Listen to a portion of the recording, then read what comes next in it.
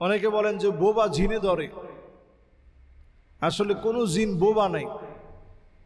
বোবা যে জিন আসে এটা স্বপ্নের ভিতরে এক প্রকার স্বপ্ন। জিনদের ভিতরে যদি বোবা জিন হয় ওইটা আপনাকে এমনের সময় ভয় দেখাতে পারে, ঘুমের সময় ভয় দেখাতে পারে, কিন্তু ওইটার নাম দিছি আমরা বোবা জিন। যে হুজুর আমার প্রায় সময় বোবা জিনে ধরে। আসলে বোবা জিনে ধরে নাই। স্বপ্নটা তিন প্রকার। একটা স্বপ্ন হচ্ছে আপনি ঘুমানোর সঙ্গে সঙ্গে দেখেন, এটাকে আরবিতে বলে খিয়ালুল ইনসান, মানুষের কল্পনা। যেটা কল্পনা করে ঘুমাইছেন ওইটা আপনি স্বপ্নের মধ্যে দেখতেছেন, এটাকে আরবিতে বলে খিয়ালুল ইনসান, মানুষের চিন্তা, মানুষের ভাবনা, কল্পনা। এই যে আমরা বলি না যেটা খেয়াল করি হুজুর, ওই খেয়াল থেকে আপনার যে স্বপ্নগুলো আসে, সারাদিন স্বপ্ন দেখছেন যে যদি কোটিপতি হয়ে যেতাম, পরে স্বপ্নের ভিতরে দেখছেন অসংখ্য টাকা আপনার আসছে, এটাকে আরবিতে বলে খিয়ালুল ইনসান। এরপরে একটা স্বপ্ন হচ্ছে লাবুশ শয়তান, শয়তানের খেলাধুলা। এটা বেশিরভাগ হয় ফজরের নামাজের পরের স্বপ্নগুলোতে। শয়তান আপনাকে অনেক ভয়ঙ্কর ভয়ঙ্কর জিনিস দেখান। ছাদ থেকে পড়ে যাইতেছেন, এরপরে অনেক সময় গলার মধ্যে চিপে ধরছে। এটা হয় আবার রাত ৩টারও আগে। এই দুইটা টাইমে লাবুশ শয়তান, শয়তানের খেলাধুলা এটা বেশি হয়, যেটাকে আমরা বোবা জিনে ধরছে বলে মনে করি। এটার ঔষধ হচ্ছে আয়াতুল কুরসি পড়ে আপনি ঘুমান, আপনি দেখবেন এই বোবা জিন আপনাকে ধরবে না। আরেকটা স্বপ্ন রাতের একেবারে শেষ অংশে, ফজরের আগ মুহূর্তে মানুষ দেখে। এই স্বপ্নগুলো কখনো আপনি জারে তারে বলবেন না। এই স্বপ্নগুলো আপনি আল্লাহওয়ালা মানুষ, আপনার কাছে মনে হয় লোকটা জ্ঞান রাখে, ভালো আমলি লোক, এইরকম একজন ব্যক্তির কাছ থেকে এই স্বপ্নের ব্যাখ্যা শুনবেন। ইমাম বুখারী আলাইহির রাহমা, ওনার আম্মা যান স্বপ্ন দেখলেন ইমাম বুখারীর পেটটা বড় হয়ে গেছে।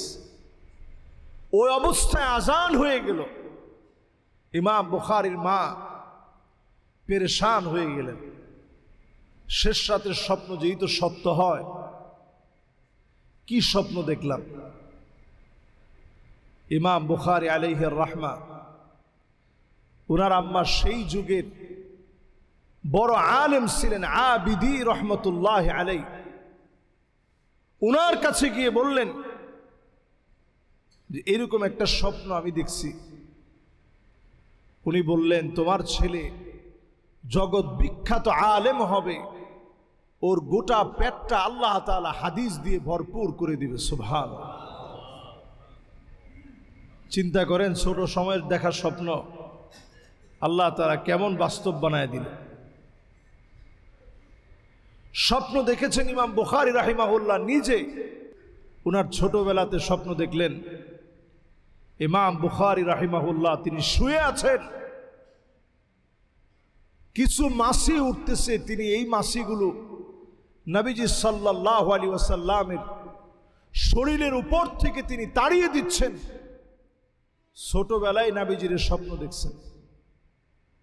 ওনার উস্তাদের কাছে যখন বলছেন, ওনার উস্তাদ বললেন তোমাকে আল্লাহ তাআলা সহিহ হাদিসের খিদমত করাবে, নির্বেজাল তুমি খিদমত করবা, তোমাকে দিয়ে এমন খেদমত করাবে, নবীজির নামে যারা মিথ্যাচার করে এগুলো সব আল্লাহ তোমাকে দিয়ে দুরূহিত বানায় দিবে। জোরে বলেন আল্লাহু আকবার। দেখেন ছোটবেলাতে স্বপ্ন দেখছেন, কেমন কবুল হয়ে গেছে। এই জন্য স্বপ্ন আপনি যার তার কাছে বলবেন না, বিশেষ করে শেষ রাতের স্বপ্ন আপনি যার তার কাছে বলবেন। এই সময়ের স্বপ্নটা তাৎপর্যপূর্ণ। আপনি দেখছেন একরকম, স্বপ্নের ব্যাখ্যা অনেক রকম হতে পারে। ইবনে সিরিন রাহিমাহুল্লাহ স্বপ্নের তাবিরের উপরে কিতাব লিখছেন। এই কিতাবটা পড়লে আপনি অবাক হবেন। স্বপ্নের ব্যাখ্যা দেখছেন একরকম, ব্যাখ্যা হয় অনেক অন্যরকম। এই স্বপ্ন 3 প্রকারের ভিতরে বোবা জিনে ধরার যে কথাটা বললাম, আনুষঙ্গিক যত রকমের ভয়ঙ্কর স্বপ্ন দেখবেন, ঘুম থেকে উঠে যদি আরবিতে না পারেন, বাংলায় বলবেন, আল্লাহ এর ক্ষতির দিক থেকে আল্লাহ আপনি আমার হেফাজত করেন, কল্যাণের দিকটা আল্লাহ আপনি আমার মেহেরবানি করে দান করে দেন। সুবহান।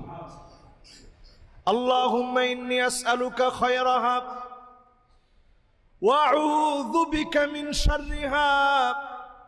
এর অকল্যাণ থেকে আল্লাহ আপনি বাঁচায়া দেন, কল্যাণ থেকে আল্লাহ আপনি হেফাজত করেন।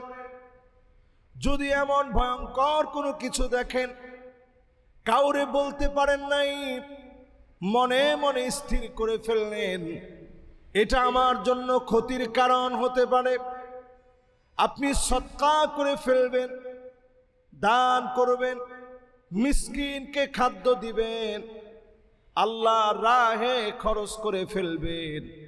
যিনি আপনাকে হেফাজত করবেন তিনি কে? আল্লাহর কাছে সাহায্য চেয়ে স্বপ্নের ভয়ঙ্কর দিকগুলো থেকে পানা চেয়ে নেবেন, যে আল্লাহ আপনার কাছে ভয়ঙ্কর দিকগুলো থেকে পানা চাই। এই স্বপ্ন যেন আমার কাছে ভয়ের কোনো কারণ না হয়। আল্লাহ এর অকল্যাণ থেকে আমি বাঁচতে চাই। এইভাবে করে আমরা দোয়া করব।